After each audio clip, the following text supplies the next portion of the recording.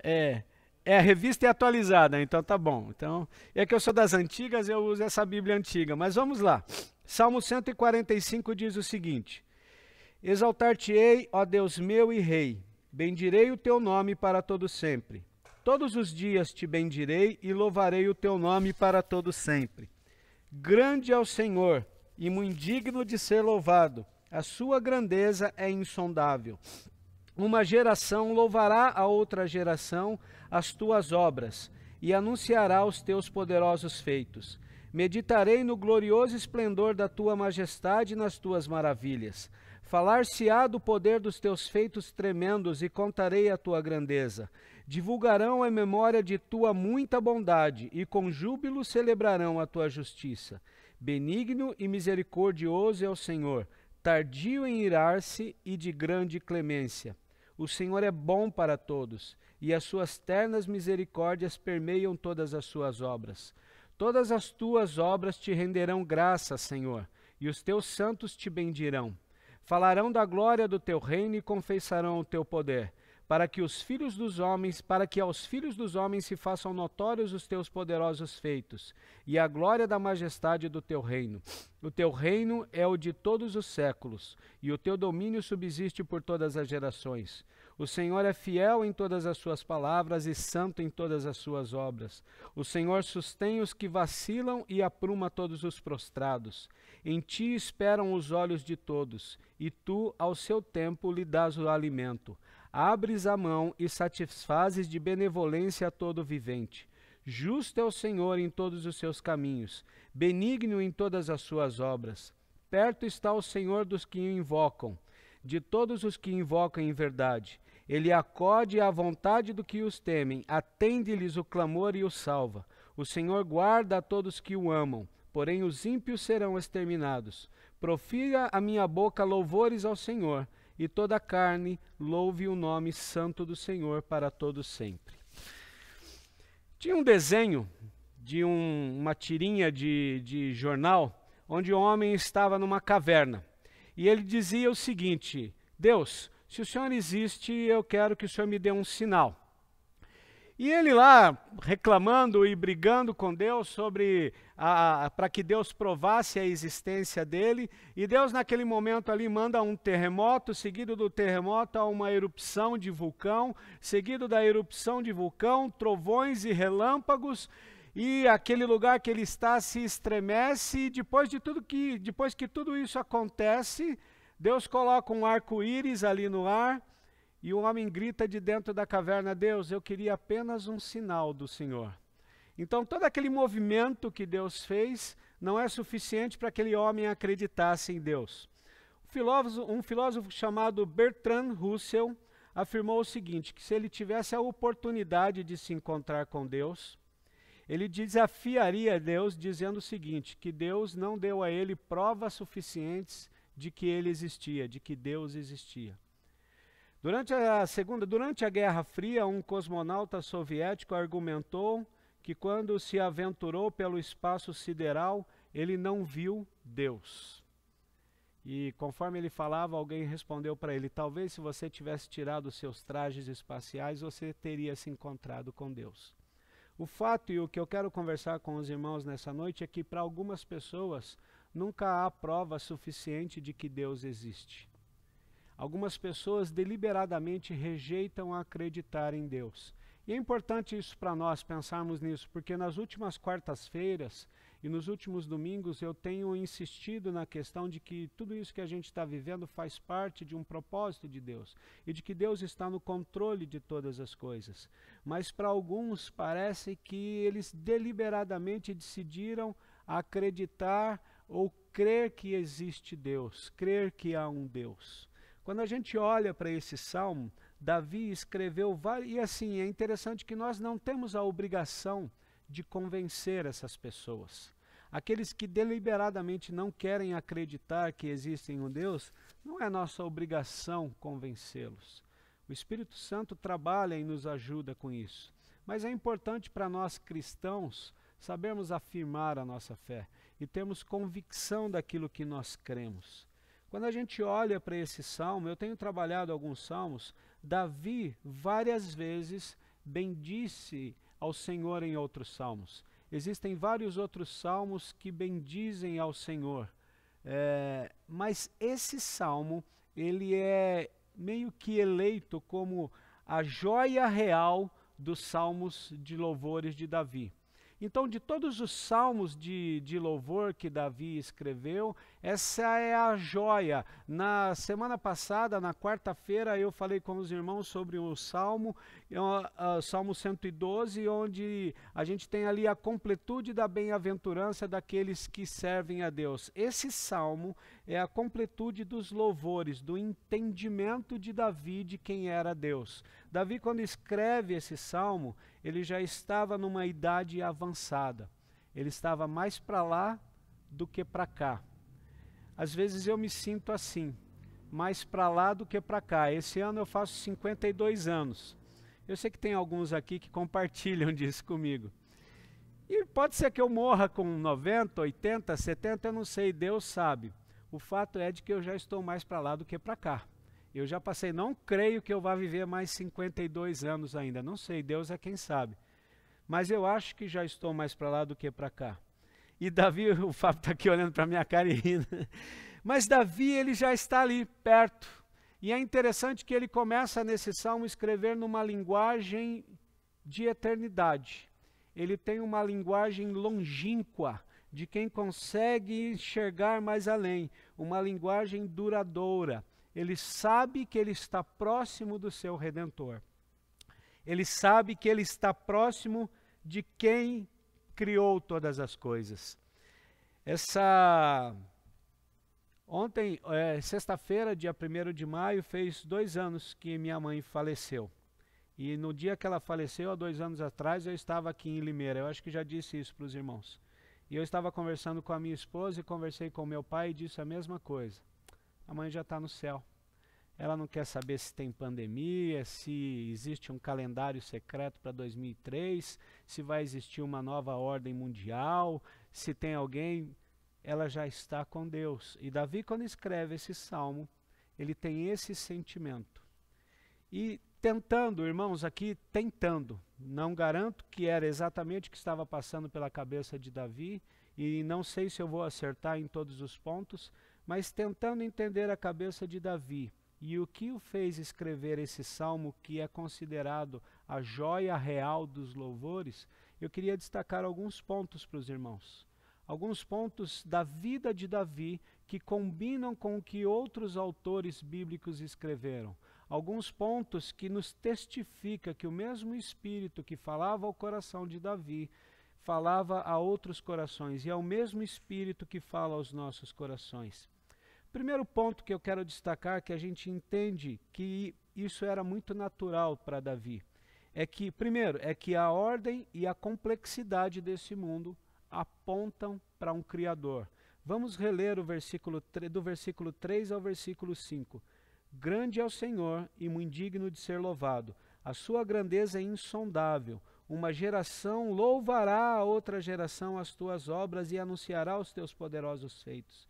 Meditarei no glorioso esplendor da tua majestade e nas tuas maravilhas. A ideia de Davi aqui é que se existe um design, era obrigatoriamente necessário haver um designer por trás disso.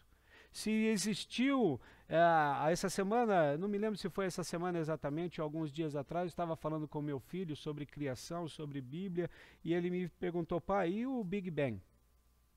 Eu falei para ele, filho, e a grande explosão que teve lá, filho? Eu disse para ele, se realmente o mundo foi criado através do Big Bang, isso é um problema de Deus. Ele foi o Big Banger, né? Ele foi quem startou a explosão.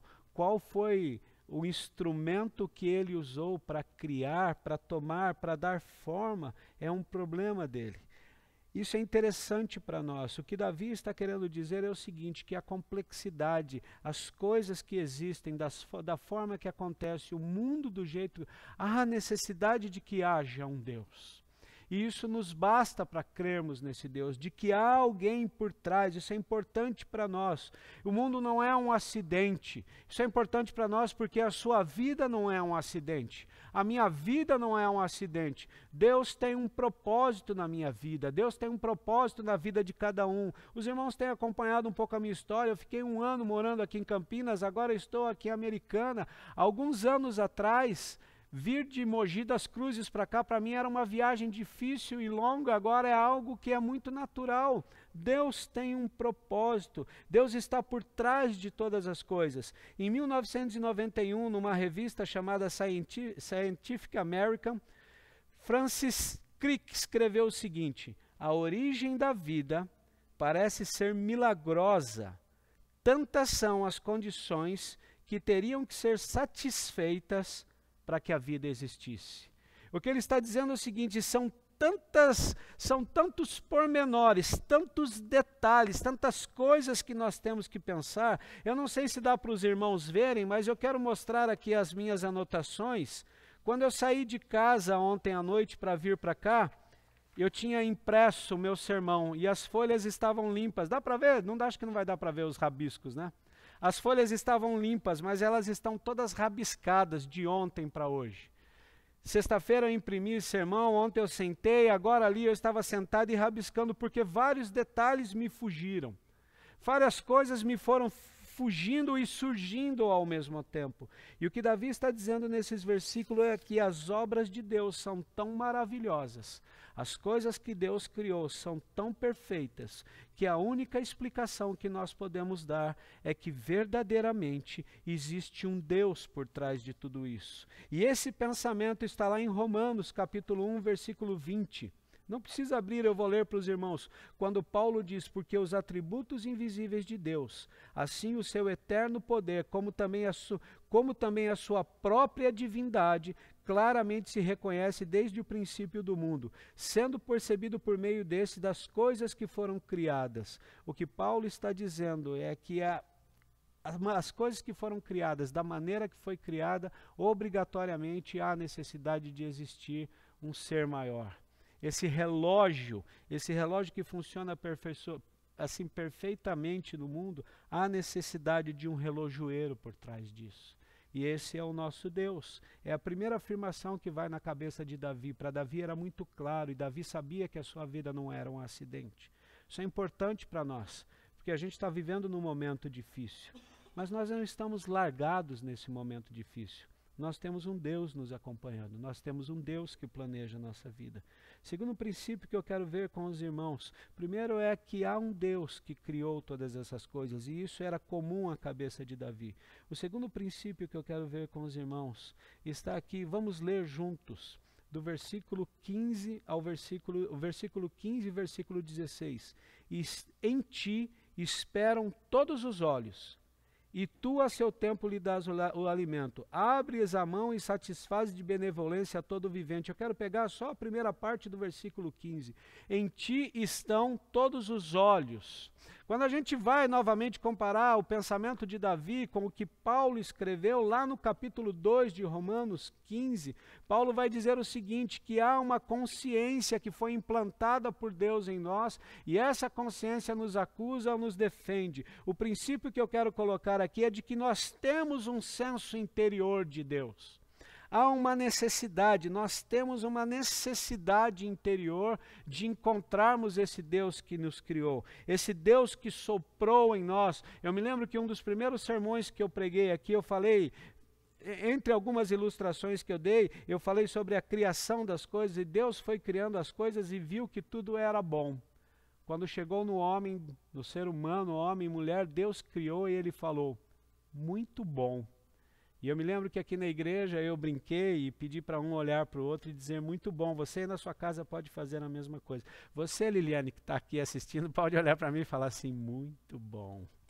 Mas é isso, Deus colocou algo em nós que nos remete a Ele.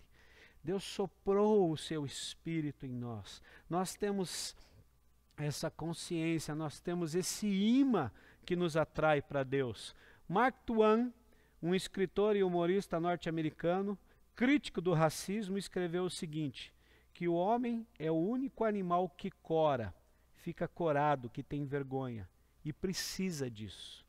O ponto é que, embora nós não possamos concordar com todas as questões morais, estamos certos de que há um padrão absoluto de moralidade. E esse padrão absoluto de moralidade é Deus.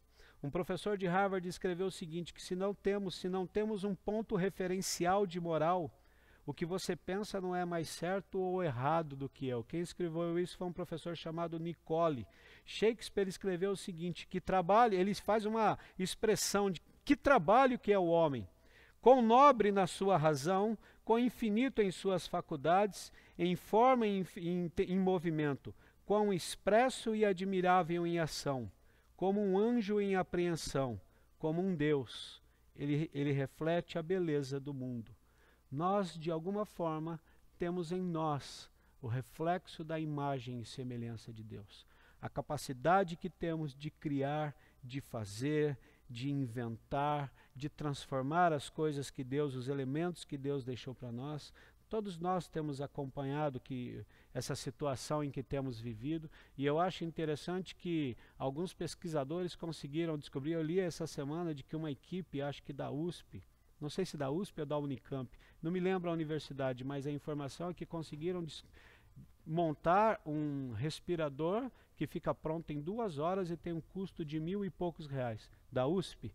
Um custo, algo que assim, há 2 meses atrás, há 3 meses atrás, parecia quase impossível para nós ter um respirador, ou montar, ou alguém se debruçar. O ser humano conseguiu evoluir, aí a necessidade. Isso é reflexo da imagem e semelhança de Deus. O segundo ponto é isso que Davi está querendo mostrar. Davi, no versículo 15, ele fala, olha, em ti esperam todos os olhos. Eu já falei isso, para o judeu, o centro de todas as coisas era o coração, inclusive dos seus olhos. Quando nós não temos para quem olhar, quando nós não temos o que saber, nós olhamos para cima.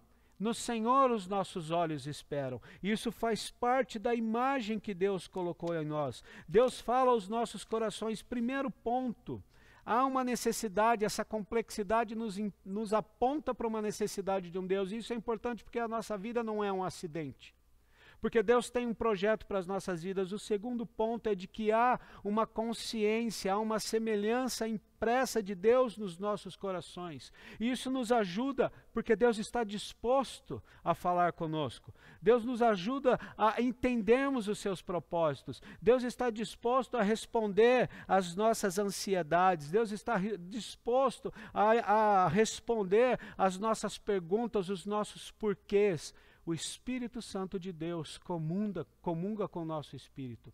O Espírito Santo de Deus revela. Quantos de nós, irmãos, já não dobramos os nossos joelhos pedindo a Deus uma resposta? E muitas vezes, antes mesmo que nós estivéssemos em pé, Deus já havia respondido.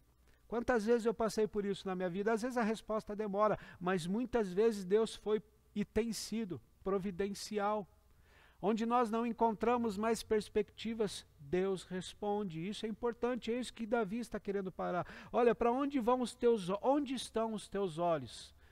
Versículo 15, a primeira parte, em ti esperam os olhos. Nesse momento de desespero, para onde é que você tem olhado? Onde estão os teus olhos?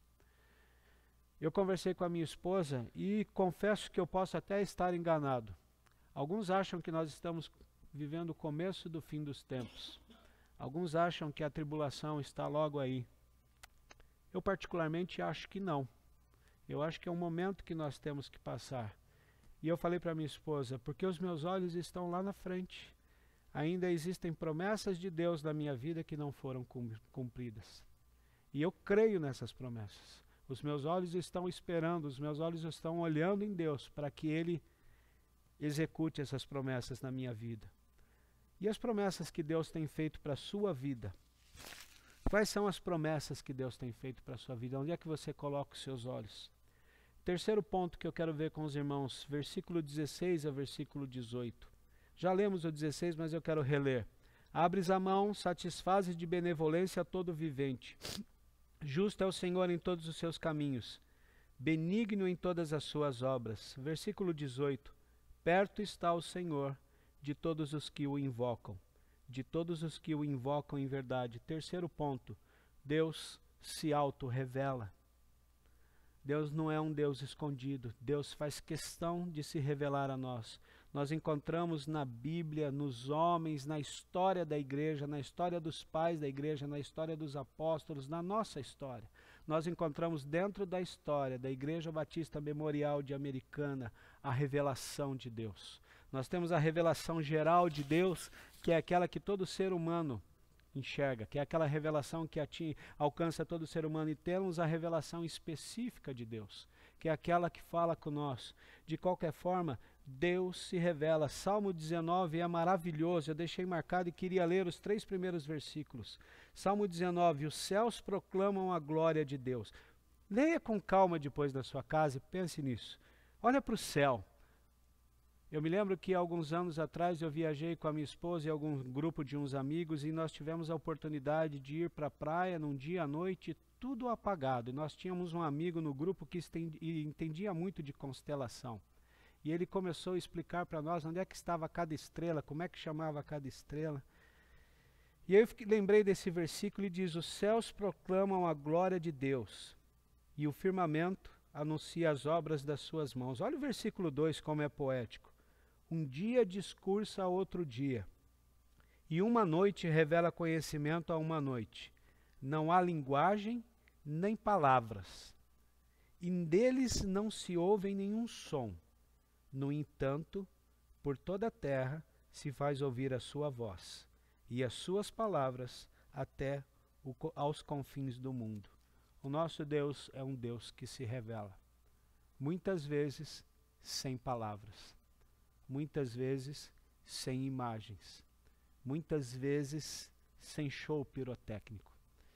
Eu me lembro de uma ilustração que eu vi há muito tempo atrás, eu não sei se eu vou lembrar dela completa, mas era bem curtinha, mas a ideia era mais ou menos que 2 freiras estavam numa casa e começou a ter uma chuva muito forte.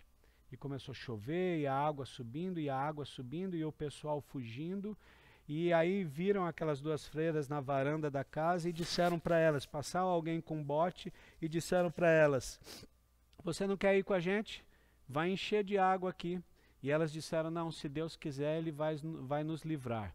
E continuou chovendo, e continuou enchendo, e veio o corpo de bombeiro com um barco maior, com um bote maior, e falou: olha, melhor vocês irem com a gente, vocês vão morrer afogados. Não, se Deus quiser, Ele vai nos livrar. Irmãos, é ilustração, então vocês me perdoem o exagero aqui. Daqui a pouco me passa um navio na rua dela e fala: gente, tá chovendo demais, vocês não querem vir com a gente? E as freiras continuaram dizendo: não, se Deus quiser, Ele vai nos livrar. Qual é o fim dessa história? As freiras morreram afogadas. Deus mandou um bote, Deus mandou uma lancha, Deus mandou um bombeiro, e Deus botou, é o absurdo, né? Deus botou um cruzeiro, um navio ali. E elas não conseguiram ver que era Deus. Irmão, se algum dia chover e passar um cruzeiro na tua rua, entre, porque só pode ser Deus. Mas porque elas queriam que Deus fizesse um show pirotécnico para elas. O que a Bíblia está nos dizendo e o que Davi está nos dizendo, olha só o versículo de Salmo 19. Não há barulho, nenhuma palavra. Mesmo assim, as suas palavras se ouvem. Deus é um Deus de auto-revelação. E o 4º ponto. Deus é um Deus que gera em nós fé da realidade dele. Quero ler com os irmãos os últimos 3 versículos desse Salmo 145. Ele acode à vontade dos que o temem, atende-lhes o clamor e o salva. O Senhor guarda a todos os que o amam, porém os ímpios serão exterminados. Profira a minha boca louvores ao Senhor, e toda a carne louve o seu santo nome para todo sempre. Versículo 20. O Senhor guarda a todos os que o amam. Os que o amam creem. Crer é sinônimo de fé. A Bíblia diz que fé é o firme fundamento das coisas que se esperam e a convicção das coisas que se não veem. A minha fé em Deus, de que Ele é real, apesar da minha incapacidade muitas vezes de prová-lo, apesar da minha incapacidade de vê-lo, é a minha fé que me movimenta a Ele. A Bíblia diz que nós não sabemos nem como orar, mas que o Espírito Santo de Deus intercede por nós com gemidos inexprimíveis. Acreditamos que estamos perto de um Deus que, sendo amado, se revela e que gera a fé.